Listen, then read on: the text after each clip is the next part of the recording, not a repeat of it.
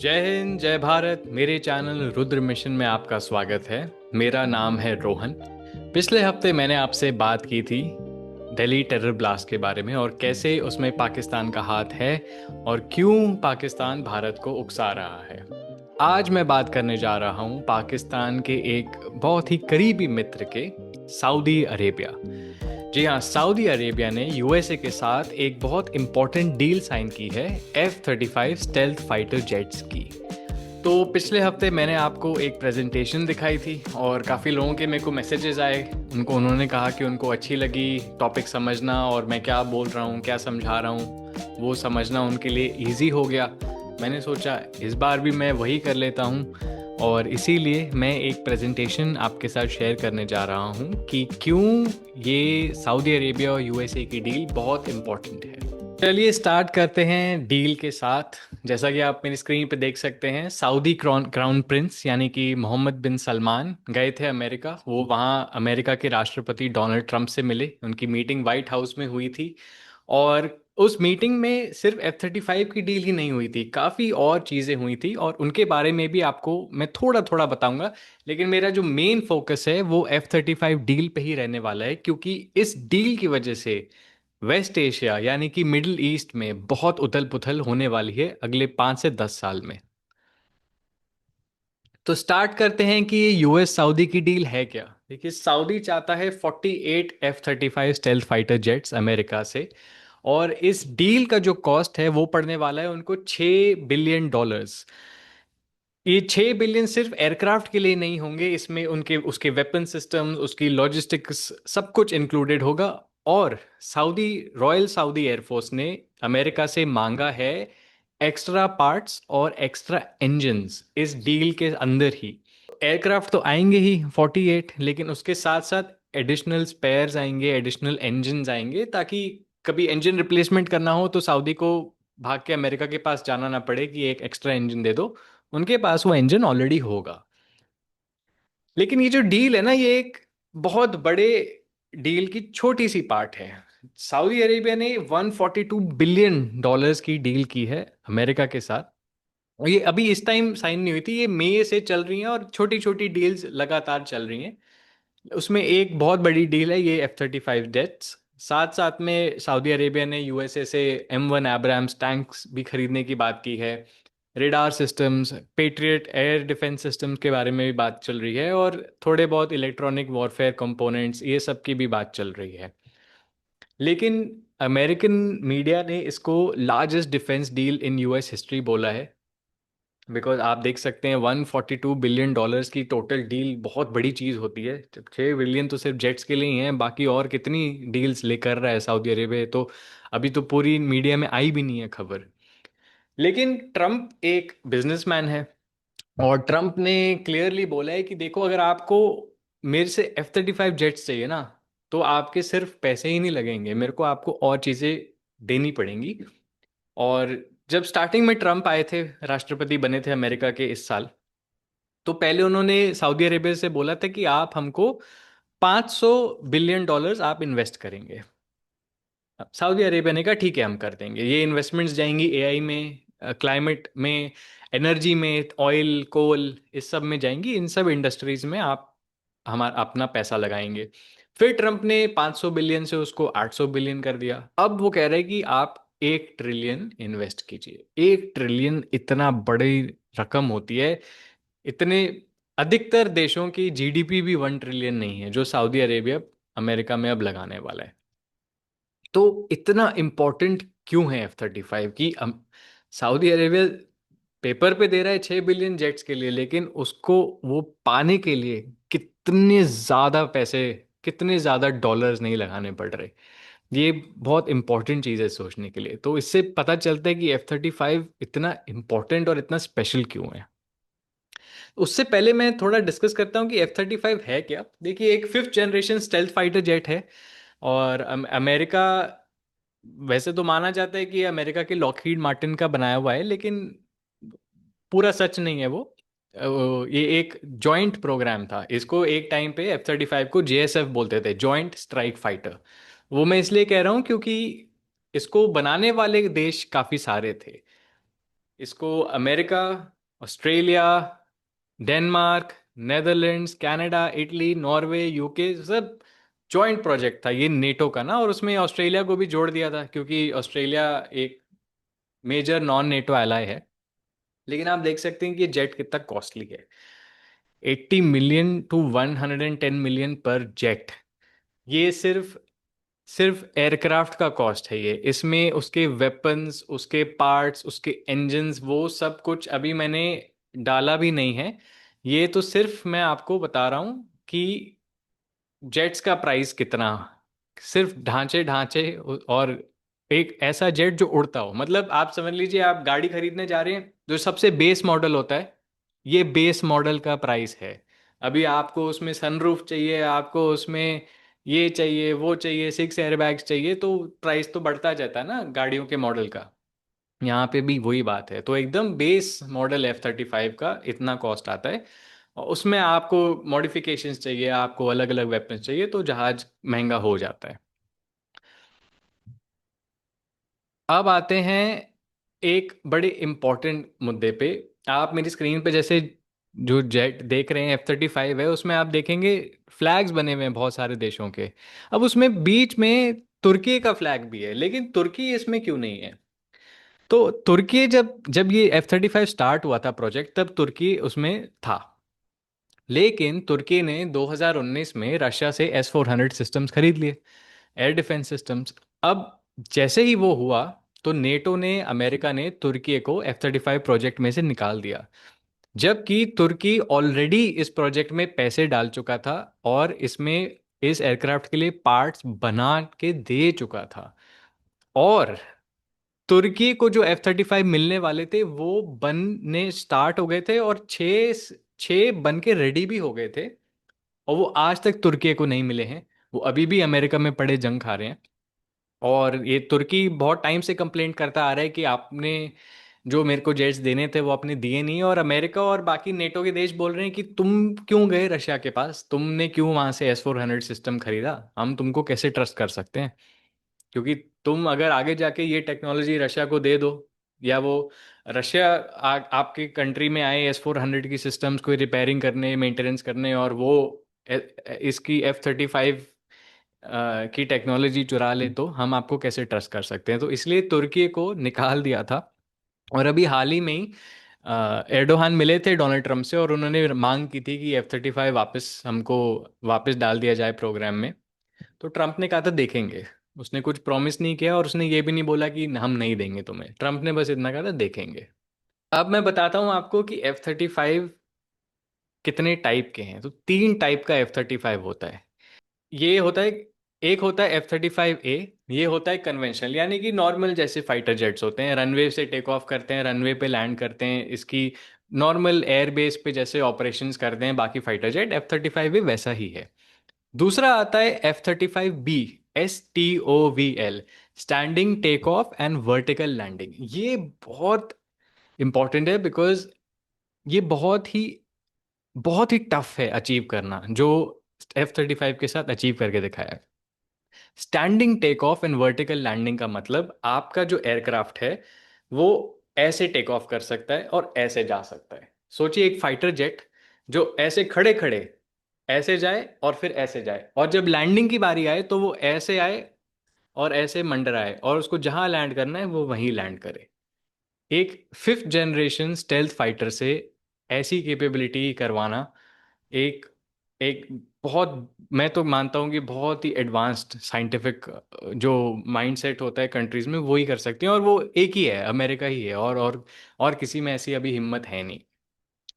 But ऐसा नहीं है कि जो STOVL टेक्नोलॉजी है, स्टॉवल भी बोलते हैं इसको, तो स्टॉवल टेक्नोलॉजी कोई नई चीज़ है और F-35 में पहली बार लगी, ऐसा नहीं है। इससे पहले ब्रिटेन ने भी अमेरिका के साथ मिलकर बनाया था एक हैरियर, जो भारतीय नौसेना भी उड़ाती थी। तो हैरियर भी ऐसे ही उड़ता था। बस हैरियर छोटा था, और वो स्टेल्थ फाइटर तो बिल्कुल नहीं था। और मतलब वहां से ना वो सीखे कि ये कैसे टेक्नोलॉजी काम करनी चाहिए, और उन्होंने फिर F-35 में एम्प्लॉय भी करी। और ये काफ़ी यूज़ हो रहा है जो F-35B है। US की मरीन्स भी यूज़ करती हैं, UK भी यूज़ करता है। और अभी इटली भी बात कर रही है कि अपने मरीन्स के लिए वो F-35 भी खरीद ले। तो ये बहुत ही इम्प्रेसिव टेक्नोलॉजी है। फिर आते हैं F-35C पे। सी मतलब कैरियर बेस्ड, यानी कि एयरक्राफ्ट कैरियर पे भी ये एयरक्राफ्ट F-35 लैंड कर सकता है। सॉरी, अगर आप वीडियोस देखें कि कैरियर पे लैंडिंग कैसे होती है, तो एयरक्राफ्ट देखेंगे कि जहाँ इंजन होता है उसके नीचे एक ऐसे हुक निकल आता है, और वो हुक जाके केबल्स में टकराता है और उसमें फंस जाता है। और फिर वो केबल्स उस एयरक्राफ्ट को रोकती हैं, क्योंकि देखिए एयरक्राफ्ट कैरियर ज़्यादा लंबा तो होता नहीं है, रनवे की तरह तो है नहीं कि 3-4 किलोमीटर है आपके पास। ये तो छोटा सा होता है। अभी जो जेट आ रहा है वो 300 किलोमीटर प्रति घंटे की स्पीड से आ रहा है, तो उसको रोकने के लिए वो केबल्स होती हैं, और वो केबल्स में अटकने के लिए वो हुक होता है। अब वो हुक लगाने के लिए उस एयरक्राफ्ट में जहाँ पे वो लग रहा है, वहाँ उसकी स्ट्रेंथनिंग करनी पड़ती है, वहाँ का मेटल और मटेरियल थोड़ा अलग यूज़ करना पड़ता है, क्योंकि अगर आपका हल्का लोहा होगा तो वो अटकते खिंचते ही फाड़ देगा जहाज को। तो उसमें अलग टाइप की मेटलर्जी, अलग टाइप की साइंस एंड टेक्नोलॉजी लगानी होती है। वो भी F-35 में अवेलेबल है। तो सोचिए, उन्होंने एक जहाज को, एक स्टेल्थ फाइटर को कितने अलग अलग टाइप के ऑपरेशनल मेथड्स के लिए बनाया है, उसमें कितना रिसर्च और डेवलपमेंट लगी है, कितना पैसा लगा है। और धीरे धीरे, पहले F-35 की बहुत दिक्कतें होती थी और आप बहुत सारे उसके क्रैश वीडियोस देखेंगे, लेकिन अल्टीमेटली ये बिल्कुल one of the most advanced weapons in the world है। ऑफ कोर्स F-35 इस दुनिया का सबसे महंगा वेपन तो है ही, इससे ज़्यादा महंगा वेपन अभी तक तो नहीं बनाया है किसी भी देश ने। और इसको उड़ा 17 देश रहे हैं, मोस्टली सब नेटो ही हैं। जैसे कि यूके हो गया, इटली हो गया, ग्रीस ने भी ऑर्डर दिया है, फिनलैंड ने भी ऑर्डर दिया है, अमेरिका तो उड़ा ही रहा है, कनाडा ने भी ऑर्डर दिया है। ऑस्ट्रेलिया एक ऐसा है non major, non NATO ally, जो उड़ाता है F-35। ऑस्ट्रेलिया के साथ साथ एक और देश है, वो है इसराइल।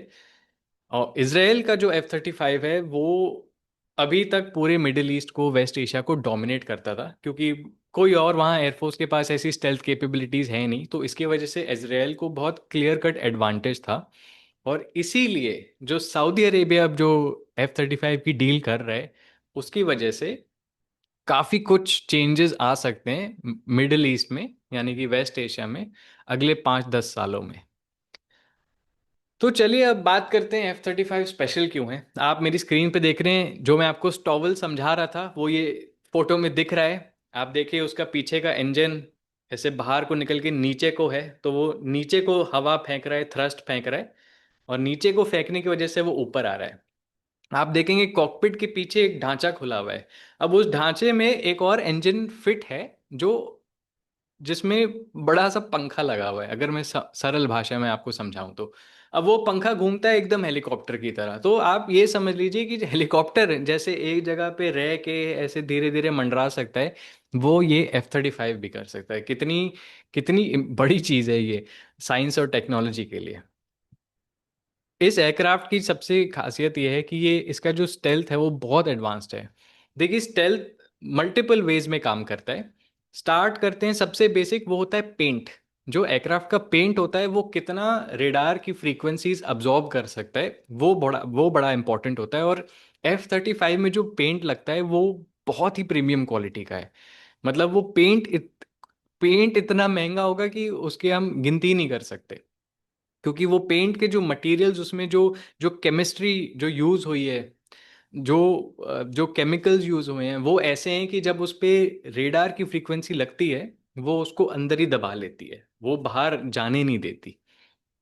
तो अगर किसी को समझ नहीं आ रहा फिर भी कैसे स्टेल्थ काम करता है, तो ग्राउंड पे कोई रेडार है और रेडार ने ऐसे फ्रीक्वेंसी निकाली। अब वो फ्रीक्वेंसी जाती है किसी एयरक्राफ्ट पे, जब लगती है ना, तो वापस लग के टकरा के वापस जाती है उस रेडार पे। और जब वो रेडार को टकराई हुई फ्रीक्वेंसी वापस मिलती है, तो उसे समझ आता है कि अच्छा, जिससे वो टकराई फ्रीक्वेंसी वो कहाँ पे है, वो कितनी ऊंचाई पे उड़ रहा है, वो कितनी तेजी से उड़ रहा है, और उसकी जो क्या कैपेबिलिटीज हैं वो सब पता चल जाती हैं। स्टेल्थ में क्या होता है कि वो जब टकराएंगी फ्रीक्वेंसीज, या तो जहाज उसको अब्जॉर्ब कर लेगा, या जहाज की जिस तरह कट्स हैं, जिस तरह बॉडी की जो पैनल्स हैं, वो फ्रीक्वेंसी जब टकराएगी तो उसको बाउंस करा के कहीं और भेज देगा, रेडार तक वापस नहीं जाएगी। तो वो रेडार आपको शायद नहीं पकड़ पाए। लेकिन अगर बहुत सारे अलग अलग रेडार लगे हों और आप उसके थ्रू जा रहे हो, तो वो टकरा के फ्रीक्वेंसी शायद कोई और रेडार पकड़ ले, और फिर उनको पता चलेगा अच्छा ये स्टेल्थ फाइटर है। फिर बाकी अलग अलग जगहों से रेडार की सिग्नल्स आके लगेंगी और वो बाउंस होके कहीं और जाएंगी। फिर वो ऐसे करके वो एक एक वो अपना जो टारगेट है ना वो अचीव कर लेंगे कि अच्छा यहाँ शायद वो उड़ रहा होगा। तो स्टेल्थ फाइटर को ऐसा नहीं है कि उसको देखना रेडार पे या पकड़ना इम्पॉसिबल है, वो नहीं है, मुश्किल है। पॉसिबल जरूर है लेकिन बहुत मुश्किल है, और F-35 में तो काफी मुश्किल है। और ये इसराइल ने कई बार करके दिखाया है। वो ईरान के ऊपर तो इतनी बार अपने F-35 लेके गए हैं, और उन्होंने आई मीन इसराइल ने तो क्लेम किया है कि वो ईरान के कैपिटल तेहरान के ऊपर भी अपना F-35 उड़ा चुके हैं। और जब ईरान के ऊपर जब इसराइल ने स्ट्राइक्स की थी तो F-35 यूज़ किया था, और ये भी कहा था कि F-35 ईरान की एयर स्पेस में अंदर घुस के तब उन्होंने उनकी जो न्यूक्लियर साइट थी उस पर अटैक किया था। तो F-35 जो रेडार्स हैं, ग्राउंड रेडार्स, उनको तो बिल्कुल हरा सकता है। लेकिन F-35 के अंदर भी जो एक रेडार है वो बहुत एडवांस्ड है। देखिए, एयरक्राफ्ट में जो रेडार होता है ना वो उसकी नाक में बैठा होता है, और वो छोटा रेडार होता है। तो उसका काम बड़ा सिंपल होता है कि एयरक्राफ्ट के आगे का जो जो फील्ड ऑफ व्यू है ऐसा, उसमें जो जो टारगेट उड़ रहा है वो पायलट को बता सके। तो वो 100, 150, 200, 250 किलोमीटर तक ऐसे ऐसे देख सकता है, क्योंकि देखिए नाक पे बैठा है तो ऐसे देख रहा है। अब वो ऐसा रेडार क्या होता है कि वो जो रेडार ऐसे बैठा है वो ऐसे भी जा सकता है, वो ऐसे भी जा सकता है, वो ऊपर भी जा सकता है, वो नीचे भी जा सकता है। तो वो पूरा ऐसे ऐसे पूरा देख के तो वो पूरी पिक्चर बना सकता है आपके आगे। सिर्फ सिर्फ इतना एरिया नहीं, फिर ऐसा रेडार में एरिया ऐसा हो जाता है क्योंकि वो हर जगह देख पा रहा है और वो उड़ते उड़ते देख ही रहा है ऐसे। तो F-35 में वो रेडार है। और एक मैं वीडियो देख रहा था F-35 पायलट का जो बता रहा था कि इसका रेडार इतना स्मार्ट है कि जब वो ऐसे मूव भी करता है तो वो इतनी अलग अलग टाइप की डेटा और पिक्चर्स पायलट को दे सकता है कि अगर 100 किलोमीटर दूर जमीन पे कोई ट्रक भी चल रहा है वो भी पायलट को बता देगा। 150 किलोमीटर दूर और 25 फुट हाई कोई फाइटर जेट उड़ रहा है वो भी बता देगा। और इन दोनों के बीच में अगर 50 किलोमीटर दूर कोई 10,000 फुट पे हेलीकॉप्टर उड़ रहा है वो भी बता देगा। और पायलट जो F-35 पायलट है उसके पास जो जो डेटा पैनल है उसमें ये सारे टारगेट्स आते रहेंगे कि इतने पे ये डिटेक्ट हुआ है, उतने पे ये डिटेक्ट हुआ है, ये इतनी स्पीड है, ये उसकी हाइट है शायद। और F-35 का जो कंप्यूटर है ना उसमें इतना बड़ा डेटाबेस डाला हुआ है कि वो हर टाइप की स्पीड और कौन सी कंट्री में उड़ रहा है, कौन से एरिया के ऊपर उड़ रहा है, तो वो कैलकुलेट करके बता सकता है शायद ये टाइप का होगा, शायद वो टाइप का है।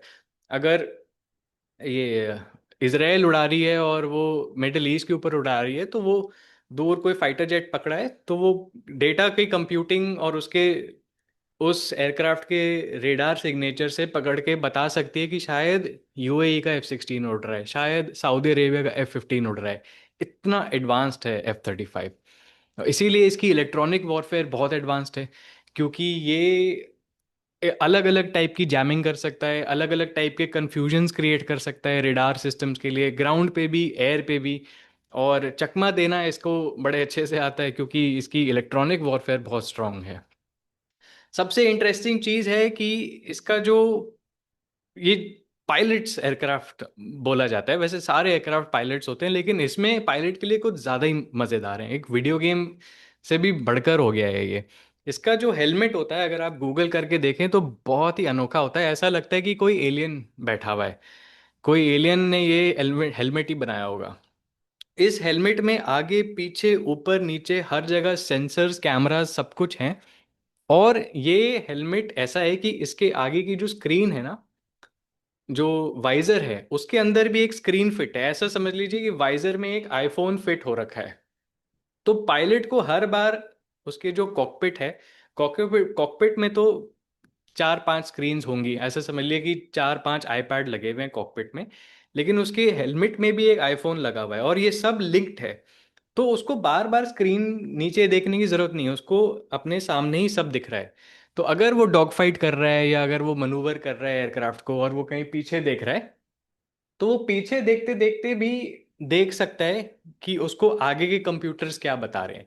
तो ऐसा भी F-35 इतना केपेबल है कि अगर उसके पीछे कोई एयरक्राफ्ट है और वो उसको पकड़ के उसको उसकी तरफ मुड़ रहा है, लेकिन उसको आगे से भी कोई एनिमी रेडार दिख जाता है, तो पायलट को अपने वाइजर पे दो डॉट दिख जाएंगे। एक जो मूविंग डॉट होगा, जो होगा एयरक्राफ्ट, और एक स्टेशनरी डॉट होगा, जो होगा दुश्मन का रेडार। और वो दोनों टाइप दो एक टाइम पे दोनों को एंगेज कर सकता है और अटैक कर सकता है। साइड वाइंडर मिसाइल के साथ डॉग फाइट वाले को भी मार सकता है, और एयर टू सरफेस मिसाइल के साथ वो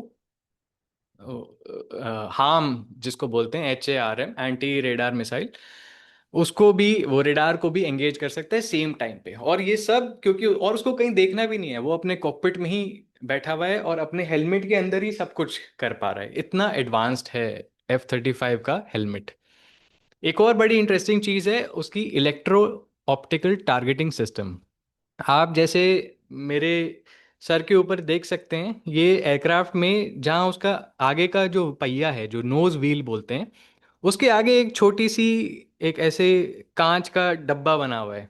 अब ये होता है इलेक्ट्रो ऑप्टिकल टारगेटिंग सिस्टम। इसमें ना मल्टीपल सेंसर्स होते हैं और एक लेज़र डेजिग्नेशन पॉड भी होता है। यानी कि अगर आप स्मार्ट वेपन्स कैरी कर रहे हैं, तो आप लेज़र फायर करते हैं टारगेट पे, और जहां वो लेज़र लग रही है आप बॉम्ब रिलीज करते हैं, और बॉम्ब के आगे एक सेंसर होता है जो उस लेज़र पे ही जाता है।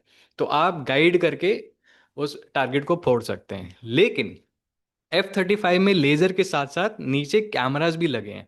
तो अगर, जैसे आप समझ लीजिए आप एक F-35 पायलट हैं, आपको देखना है कि आपके नीचे क्या है। पानी है, आप बहुत ऊपर उड़ रहे हैं, नीचे पानी है, पहाड़ हैं, क्या है। अगर आप वो कैमरा ऑन करके कॉकपिट में बैठे बैठे नीचे देखेंगे, तो आपको अपनी टांगे नहीं दिखेंगी, क्योंकि वाइजर में वो फीड आ रही होगी उस कैमरा की।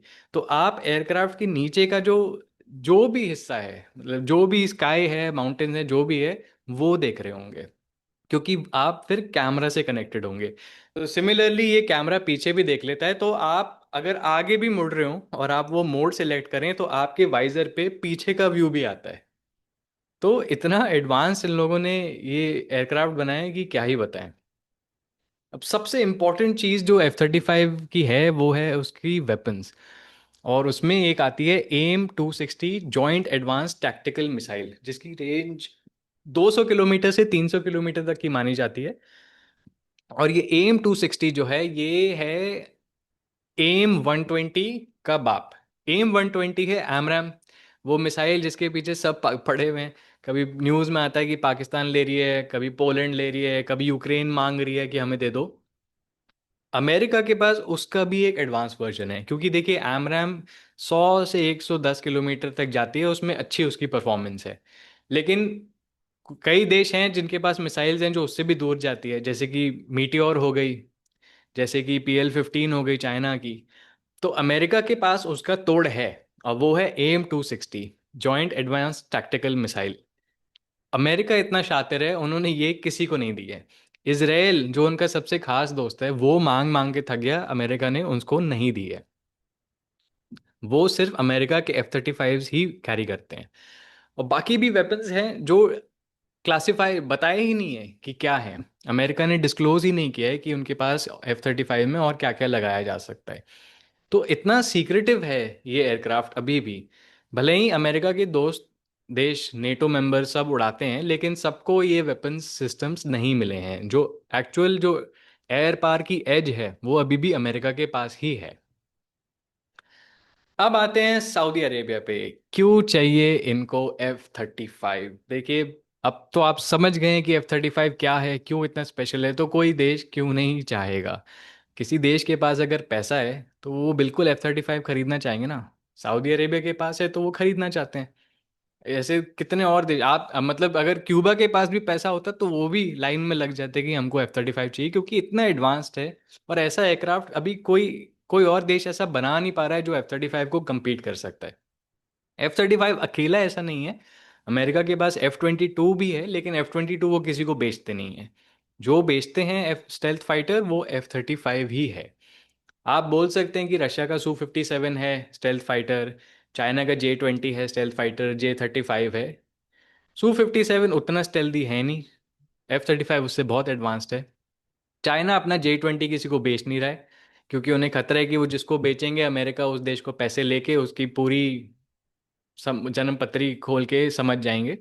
और J-35 अभी चाइना का टेस्ट ही हो रहा है, और अभी क्लैरिटी नहीं है कि उसमें स्टेल्दी फीचर्स हैं कि नहीं है। वेरएज F-35 की जब बात आती है वो तो प्रूवन है, क्योंकि इसराइल ने अपने F-35 यूज़ करके इरानियन S-300 सिस्टम्स को बीट किया है। अब मैं बताता हूँ आपको कि F-35 लेने में सऊदी अरेबिया को पापड़ क्यों बेलने पड़े हैं।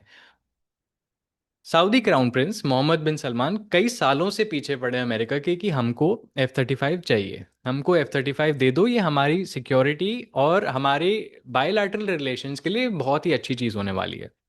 अब जब पहली बार ट्रम्प राष्ट्रपति बने थे 2016 में, तब उन्होंने कहा था कि ठीक है, हम आपको F-35 देने के लिए तैयार हैं, लेकिन पहले आपको हमसे F-15 खरीदने पड़ेंगे 80। तो सऊदी अरेबिया ने कहा ओके, हम खरीद लेंगे, 80 F-15 लेंगे। जब वो आ जाएंगे उसके कुछ साल बाद हम F-35 आपसे ले लेंगे। ट्रम्प ने कहा ओके। उसके बाद ट्रम्प हार गए, जो बाइडेन आ गए। जो बाइडेन और सऊदी क्राउन प्रिंस की बिल्कुल बनी नहीं, और उसकी वजह से F-35 डील रुक गई। अभी क्यों नहीं बनी? एक शख्स के कारण, और उस बंदे का नाम है जमाल खशोगी। जमाल खशोगी था एक सऊदी जर्नलिस्ट जो सऊदी क्राउन प्रिंस MBS और उनकी फैमिली के अगेंस्ट बहुत कुछ लिखता था, बोलता था करप्ट हैं और इवल हैं, और इन्होंने अपने पॉलिटिकल ओपोनेंट्स को जेल में डलवाया, भाइयों को मरवाया पावर में रहने के लिए, मतलब बहुत अनशंड चीज़ें बोलता था। और जमाल खशोगी 2018 में तुर्की में था, और वहाँ सऊदी एम्बेसी में जब गया तो उसका वहाँ मर्डर कर दिया, और ऐसा मर्डर हुआ कि उसके टुकड़े टुकड़े करके बिखेर दिए थे। उसके बाद दुनिया में इतनी उथल पुथल मची। सबने कहा कि क्राउन MBS क्राउन प्रिंस ने करवाया है, ये करवाया है, वो करवाया है, सऊदी किंगडम ने करवाया है। तो तब तो ट्रम्प पावर में थे, तो ज़्यादा बात बिगड़ने नहीं दी। लेकिन आपको ये फोटो मैं इसलिए दिखा रहा हूँ क्योंकि ट्रम्प से पहले प्रेसिडेंट थे ओबामा, जो थे डेमोक्रेट। ओबामा के टाइम पे उनके वाइस प्रेसिडेंट थे जो बाइडेन, वो भी डेमोक्रेट। तो ओबामा जब निकले ऑफिस से तो ट्रम्प आया, जब ट्रम्प निकला तो जो बाइडेन आया। तो डेमोक्रेट रिपब्लिकन डेमोक्रेट। जब डेमोक्रेट सरकार आई तो ये खशोगी वाला जो केस था, ये बहुत ही बड़ा सरदर्द बना दिया उन्होंने सऊदी अरेबिया का। मतलब हाथ धो के पीछे बढ़ गए सऊदी अरेबिया के, और बोलने लगे कि MBS नहीं करवाया है, और इसलिए जो बाइडन ने काफी कबाड़ दी थी US और सऊदी रिलेशंस, सच सच बोला जाए तो।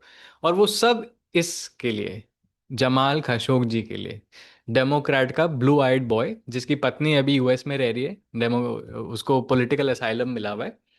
और डेमोक्रेट्स बार बार जमाल खशोगी का टॉपिक छेड़ते हैं, लेकिन अब तो ट्रम्प वापस आ गए हैं तो इसको साइड। और अभी जब क्राउन प्रिंस गए हुए थे ट्रम्प से मिलने व्हाइट हाउस में, तो US के जो लिबरल रिपोर्टर्स हैं उन्होंने पूछा भी जमाल खशोगी के बारे में। तो ट्रम्प तो अपने अंदाज में बोल दिया, अरे यार आगे बढ़ो, हटो, ये कोई बात होती है। और MBS ने बड़े डिप्लोमेटिकली बोला कि इस पे कार्रवाई चालू है, और जिसने भी किया है हम उसको पकड़ लेंगे। तो आप सोचिए, एक जर्नलिस्ट के कारण, जमाल खशोगी के कारण, वेपन्स डील भी खतरे में आ सकती है अगर आप अमेरिका से हाथ मिला रहे हैं तो। अब आते हैं सऊदी अरेबिया पे। रॉयल सऊदी एयरफोर्स क्या प्लान कर रही है, वो क्यों F-35 के पीछे पड़ी है, और उनके क्या आगे के इंटेंशंस हैं, यानी कि वो क्या देख रही है, किस चीज़ की उनकी मेन प्लानिंग है। आप जैसे कि स्क्रीन पे मैप देख सकते हैं, सऊदी अरेबिया कहाँ है, उसके नॉर्थ ईस्ट में ईरान है, और नीचे जो ब्राउन कंट्री है वो है यमन, वहाँ हुतीज़ हैं। ईरान और हुतीज़ दोनों एक हैं। हुतीज़ तो ईरान की प्रॉक्सी मानी जाती है। तो सऊदी अरेबिया और ईरान की सालों से नहीं बनी है। दोनों अपने आप को इस्लामिक वर्ल्ड के बॉस मानते हैं, और इसी वजह से, क्योंकि ये सुन्नी शिया की लड़ाई है, तो वो वहाँ भिड़ंत होती रहती है। ईरान जो है वो शियाज हैं, हुतीज भी शियाज हैं, तो कई साल इनकी अनबन रही है। और सऊदी अरेबिया और यमन की भयंकर लड़ाई भी हुई है, जहाँ सऊदी एयरफोर्स ने बहुत बॉम्ब्स गिराए हैं हुतीज के ऊपर। और हुतीज ने भी काफ़ी वार किए हैं सऊदी लैंड फोर्सेस पे, सऊदी शिप्स पे। तो सऊदी अरेबिया को एडवांस फाइटर जेट तो चाहिए, और वो अमेरिका अमेरिका को हमेशा यही बोलते हैं कि हमको ईरान और हुतीज को कंट्रोल में रखने के लिए आपके फाइटर जेट्स चाहिए। तो अभी क्या हाल है, उनके पास 210 F-15 हैं, 70 यूरो फाइटर हैं, अभी 48 F-35 की उन्होंने मांग करी है। तो ले दे के सऊदी एयरफोर्स काफ़ी तगड़ी हो जाएगी इस पूरी रीजन में। इनफैक्ट इसराइल से भी स्ट्रांग हो जाएगी जब ये 48 F-35 आएंगे। और एक चीज़ है जो लोगों को याद नहीं है, या याद है तो अब उस पर चर्चा नहीं करते, कि बीच में सऊदी अरेबिया ने फ्रांस से मांग की थी 54 रफाल की। क्योंकि सऊदी अरेबिया ने रियलाइज़ किया कि यूरो फाइटर टाइफून की डील में ना बहुत पंगा है। क्योंकि पहली बात तो आपको 4 देश से डील करनी पड़ती है, उसमें है यूके, इटली, स्पेन, जर्मनी। अभी उन 4 देश में से कोई एक ऐसी सरकार आ जाए जो आपको पसंद ना करे, फिर वो पार्ट्स रोक देते हैं, फिर वो वेपन्स रोक देते हैं। तो जब ये जमाल खशोगी का कंट्रोवर्सी चल रहा था ना, तो स्पेन ने, यूके ने बड़ी सरदर्दी की थी, और यूरो फाइटर के काफ़ी पार्ट्स, काफ़ी उसके प्रोग्राम्स, अपग्रेड्स नहीं दिए थे, मना कर दिया था। तब सऊदी को रियलाइज़ हुआ, यार इससे अच्छा तो हम फ्रांस के पास चले जाते और रफाल लेते, एक ही देश से हमको बात करनी पड़ती, और कैसे भी करके हम उनको मना लेते, कुछ एश्योरेंस दे देते, कुछ एक्स्ट्रा सस्ते सस्ते में शायद तेल ही दे देते। लेकिन तब उनको रियलाइज़ हुआ कि एक देश से बात करते तो बेटर होता। तो धीरे धीरे आप देख सकते हो कि सऊदी अपनी एयरफोर्स को बहुत स्ट्रांग बना रहा है, और उसके पीछे कुछ छोटे छोटे कारण हैं। सबसे पहला तो है इसराइल, क्योंकि इसराइल अब किसी के हाथ में नहीं आ रहा, इसराइल बहुत तगड़ा हो गया है। और रिसेंटली जब इसराइल ने हमास आतंकवादियों को कतर में मारा, वो भी कतर की राजधानी दोहा में मारा अपने फाइटर जेट्स यूज करके, तब सऊदी अरेबिया, यूएई सब जाग गए हैं। क्योंकि अमेरिका ने इसराइल को ज़्यादा कुछ बोला नहीं, हल्का फुल्का ही बोला, एक सॉरी बोलने को बोला बस। लेकिन इसराइल तो बच के निकल गया ना। और इसराइल क्यों नहीं बच के निकलेगा, इसराइल ने अपने आप को ताकतवर इतना बनाया है। तो सऊदी अरेबिया अब सोच रहे कि क्या पता आगे 10 साल बाद जाके ऐसा टाइम आए कि हमें बिल्कुल इसराइल की हरकतें पसंद ना आए, तो उनसे लड़ाई लड़नी ही पड़ेगी। तो वो केस अभी भी चल रहा है। वो लोगों को अगर लगता है कि यूएसए मना लेगा दोनों को हाथ मिलाने में, तो इतनी आसानी से तो नहीं होने वाला है, काफ़ी मुश्किलें आएंगी।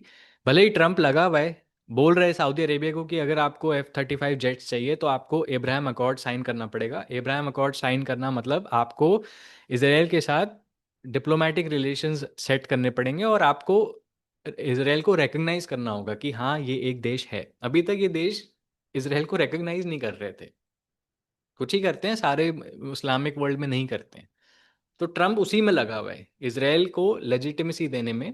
वो भले ही उसमें उसको F-35 जेट सऊदी अरेबिया को देने पड़े। लेकिन एक इसमें पॉइंट कतर का भी आता है।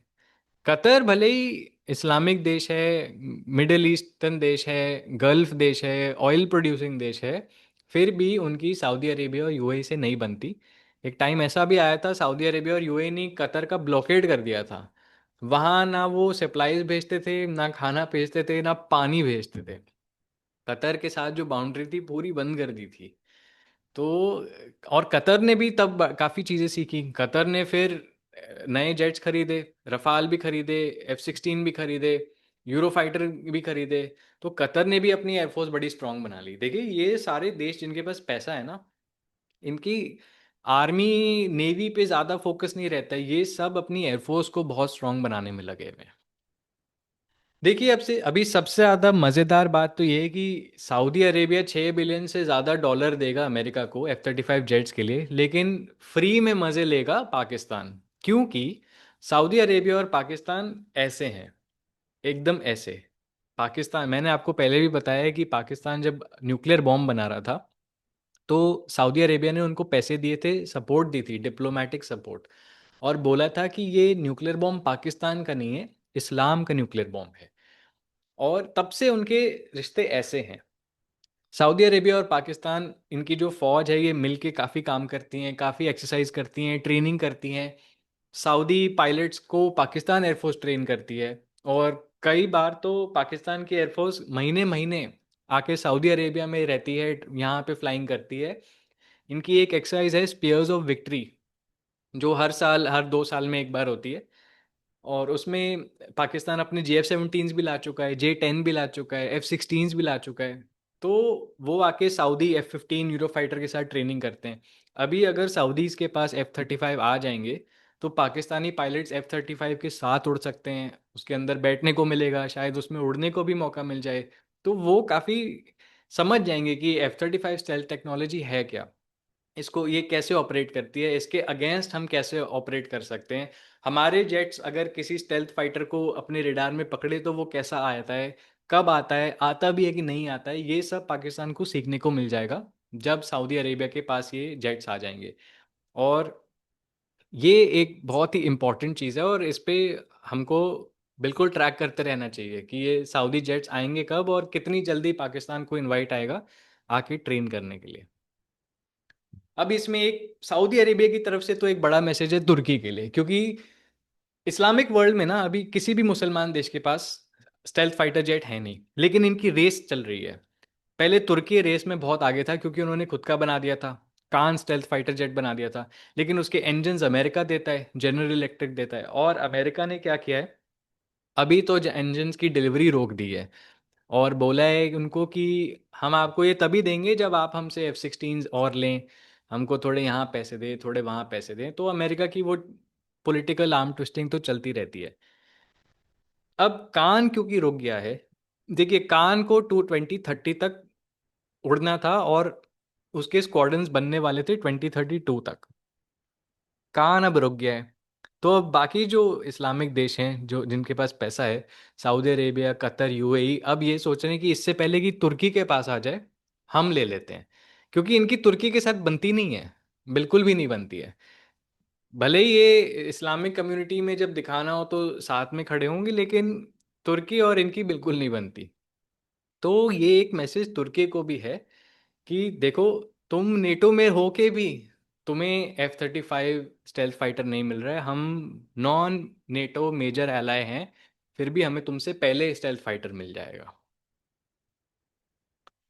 और सबसे इम्पोर्टेंट चीज़ तो ये है कि अमेरिका को सऊदी अरेबिया ने एकदम अपना लिया है, पूरी अमेरिकन कैंप में जाके बैठ गए हैं। और ये अभी से नहीं है, ये हमेशा से था। सऊदी अरेबिया हमेशा से काफ़ी प्रो अमेरिका रहा है।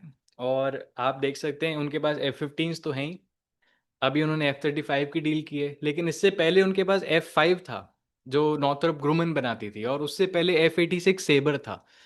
तो सऊदी अरेबिया की जो एयरफोर्स है काफ़ी डेकेड से अमेरिकन फाइटर एयरक्राफ्ट उड़ा रही है। और जब F-86 सेबर सऊदी अरेबिया के पास था तो पाकिस्तानी पायलट्स भी आके उसी पे ट्रेन करते थे। और इनकी लॉजिस्ट एफ क्योंकि पाकिस्तान के पास भी F-86 था, तो इन दोनों की लॉजिस्टिक्स अमेरिका देखता था। ये तीनों देश मिलके काफ़ी साथ में इनकी एयरफोर्सेस काम करती थी। अब आते हैं जियो पॉलिटिक्स पे, क्योंकि देखिए ऐसा तो हो नहीं सकता कि इतनी बड़ी डील हो और इसके पीछे जियो पॉलिटिक्स ना हो। सबसे पहले स्टार्ट कर दिया है इसराइल ने। इसराइल ने, उनकी जो एयरफोर्स है, इसराइल की एयरफोर्स ने एक लेटर भेजा है अमेरिका को कि आप ये जो डील कर रहे हैं सऊदी अरेबिया के साथ, ये बिल्कुल गलत है। आपने हमें जो प्रॉमिस किया था कि इसराइल को हम सबसे प्राइम रखेंगे, सपोर्ट करेंगे वेस्ट एशिया में, मिडिल ईस्ट में, वो प्रॉमिस आप तोड़ रहे हैं।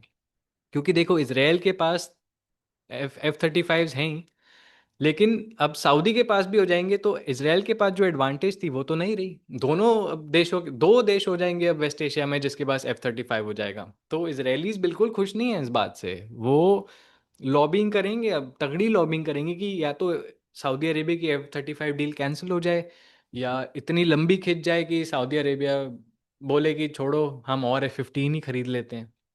तो ये गेम अभी स्टार्ट हुआ है, अभी इसमें तो बड़ी लंबी कहानी है। UAE इसमें बिल्कुल खुश नहीं है, क्योंकि एक टाइम था जब यूएई ने F-35 एयरक्राफ्ट मांगे थे 2021 में, यूएई ने डील कर भी ली थी, उनकी लेटर ऑफ इंटेंट अग्री भी हो गया था। लेकिन अमेरिका पीछे हट गया उसमें, क्योंकि अमेरिका ने कहा कि यूएई के चाइना के साथ संबंध बड़े अच्छे हैं, दोनों की जो आर्थिक रिलेशंस हैं बड़ी अच्छी हैं, और काफ़ी चाइनीज़ यूएई में आके बिजनेस करते हैं, वहाँ सेटअप करते हैं।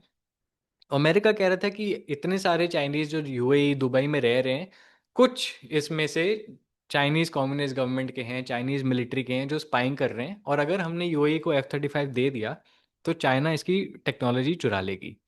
ये अलग बात है कि चाइना पहले से ही F-35 के सर्वर्स को हैक कर चुकी है बार बार, और काफ़ी चीज़ें चुरा चुकी है, लेकिन अमेरिका को लग रहा था यूएई को दे दिया तो ऐसा समझ लो कि हमने F-35 चाइना को दे दिया, तो तब उन्होंने डील मना कर दी थी। अब सऊदी अरेबिया को दे रहे हैं तो यूएई बोलेगी यार ऐसा कैसे कर सकते हो आप, सऊदी अरेबिया को दे रहे हो, वहाँ भी उतनी ही चाइनीज़ इन्वेस्टमेंट है, वहाँ भी उतनी ही चाइनीज़ लोगों ने आके अपना बिजनेस खोल रखा है, तो यूएई को तो पसंद नहीं आएगा। अब यूएई, क्योंकि यूएई भी $1 ट्रिलियन वैसे ट्रम्प को उन्होंने प्रॉमिस किया है कि वो अमेरिका में लगाएंगे। अब वो प्रॉमिस करने के लिए यूएई के पास भी पत्ता है खेलने के लिए कि या तो हम नहीं लगाएं, लेकिन ट्रम्प को चाहिए पैसा। तो शायद ये होगा कि यूएई के लिए भी F-35 डील आने वाले कुछ महीनों में हो जाएगी, और सऊदी अरेबिया यूएई दोनों को F-35 मिल जाएगा। इसमें सबसे ज़्यादा गुस्सा तो तुर्की ही है, क्योंकि देखो तुर्की का जो खुद का स्टेल्थ फाइटर प्रोग्राम था कान, वो अमेरिका ने ठप कर दिया, उसके जो इंजन्स थे वो देने बंद कर दिए। जो तुर्की के खुद के F-35 थे वो अभी भी अमेरिका में जंग खा रहे हैं, उस पर पेंट भी हो रखा है तुर्की का फ्लैग, लेकिन वो जंग खा रहे हैं, वो अभी दे नहीं रहा अमेरिका। जो F-16 पार्ट्स और वेपन्स जो नए मांगे थे तुर्की ने, वो बड़े रो धो के उन्होंने एक्सेप्ट किए हैं, लेकिन अभी डिलीवरी नहीं स्टार्ट की है। तो तुर्की जो सपने देख रहा था कि 2030 तक उनका खुद का स्टेल्थ फाइटर होगा, वो तो अब होने नहीं वाला। F-35 उन्हें मिल नहीं रहा। तो ये जो स्टेल्थ फाइटर की जो रेस है, उसमें तुर्की बाकी इस्लामिक देशों से काफ़ी पीछे हो गया है। अभी काफ़ी रिपोर्ट्स आ रही हैं कि, और ये काफ़ी रिपोर्ट्स इसराइलियों ने लिखी हैं कि जो सऊदी अरेबिया को F-35 मिलेगा वो इसराइल के F-35 से इन्फीरियर होगा। अब इसमें थोड़ा सच भी है और काफ़ी झूठ भी है। इसराइल और अमेरिका की जो F-35 की डील है, उसमें अमेरिका ने इसराइल को उस एयरक्राफ्ट का सोर्स कोड दे रखा है, तो इसराइल के पास वो पूरी कोडिंग है, पूरा वो इनक्रिप्शन है, उसको वो चेंज कर सकते हैं, उसमें वो अपने डाल सकते हैं, और उन्होंने डाला भी है। काफ़ी उसमें इलेक्ट्रॉनिक सिस्टम्स और काफ़ी उसमें modern weapon systems and all Israel ने अपने डाले हैं, तभी इसराइल अपने खुद के वेपन्स उस F-35 में फिट करके फायर कर सकता है। तो इसराइल के पास जो F-35 है ना, वो काफ़ी यूनिक है, क्योंकि वो इसराइल उसको मॉडिफाई करके अपने तरीके से यूज़ कर सकता है। सऊदी अरेबिया को वैसा नहीं मिलेगा, लेकिन उनको एक नॉर्मल F-35 मिलेगा जो ऑस्ट्रेलिया भी उड़ाता है, जो इटली भी उड़ाता है। एयरक्राफ्ट तो वही है, ढांचा तो वही है। आप ऐसा बस समझ लीजिए कि आप कोई कार लेने जाएं तो कार का एक बेस वेरिएंट होता है, एक मिड वेरिएंट होता है, एक एडवांस्ड वेरिएंट होता है, इसमें एक सनरूफ होती है, बेस में कुछ नहीं होता, ना एलॉय होते हैं ना सनरूफ होती है। फिर मिड वेरिएंट में शायद थोड़े सस्ते एलॉय हो, एक छोटा सा म्यूजिक सिस्टम हो, और हाई एंड में एकदम सनरूफ होती है, एलॉयज होते हैं। तो सऊदी अरेबिया को मिलेगा एकदम बेस F-35 मॉडल, लेकिन उसकी कैपेबिलिटीज तो वही हैं, उसमें स्टेल्थ कॉम्प्रोमाइज़ नहीं हो रहा है, उसमें उसमें जो उसके एवियोनिक्स हैं, उसकी जो जो इंजन वेंजन है वो सब सेम ही है। तो एयरक्राफ्ट तो वही है, बस ये है कि इसराइल तो अपना उसकी सोर्स कोड चेंज करके अपनी चीज़ें डाल सकते हैं, तो इसराइल का एयरक्राफ्ट थोड़ा अलग हो जाएगा। और एक बहुत इम्पॉर्टेंट चीज़ है कि अमेरिका ने काफ़ी सालों तक प्रॉमिस किया था इसराइल को कि हम आपको ही सपोर्ट करेंगे रीजन में, हम सारे अपने एडवांस वेपन्स आपको ही देंगे, लेकिन ये फर्स्ट टाइम हो रहा है जब अमेरिका मान गया है कि उसकी जो लेटेस्ट टेक्नोलॉजी है, जो मोस्ट मॉडर्न टेक्नोलॉजी है F-35, वो अब इसराइल के साथ साथ सऊदी अरेबिया को भी मिले। तो इसीलिए सऊदी अरेबिया इस दुनिया का शायद सबसे पहला मुसलमान देश हो जाएगा, first Islamic country to have its own stealth fighter jet. और ये बात शायद इजरायलियों को पसंद आए ना आए, इंडिया के लिए क्या है, खतरा है नहीं है अभी तो नहीं लगता, लेकिन आगे के 5 6 10 साल में हम कुछ नहीं कह सकते, क्योंकि जियो पॉलिटिक्स में कुछ भी परमानेंट नहीं होता है। आज दोस्त हैं, कल दोस्त हैं, शायद परसों दोस्त ना हो। और सऊदी अरेबिया की भी यही थिंकिंग है, वो भी इसी चीज़ से प्लानिंग करके चल रहे हैं। सऊदी अरेबिया की जो स्ट्रैटेजी है वो काफ़ी इम्प्रेसिव है। वो 10 15 20 साल सोचते ही सोचते हैं। उनके वेपन्स जब वो खरीदते हैं ना, वो 15 20 साल लेके ही सोचते हैं, क्योंकि जो ये F-35 जेट्स है ना, ये उन्हें अभी मिलने नहीं वाले हैं। देखिए, मैं आपको एक एग्जांपल देता हूँ फिनलैंड का। फिनलैंड ने F-35 की जो डील साइन की थी 2020 में की थी। 2021 में यूएस की कांग्रेस, यानी कि जो हाउस ऑफ रिप्रेजेंटेटिव्स हैं और सेनेट है, 2021 में उन्होंने अप्रूव किया।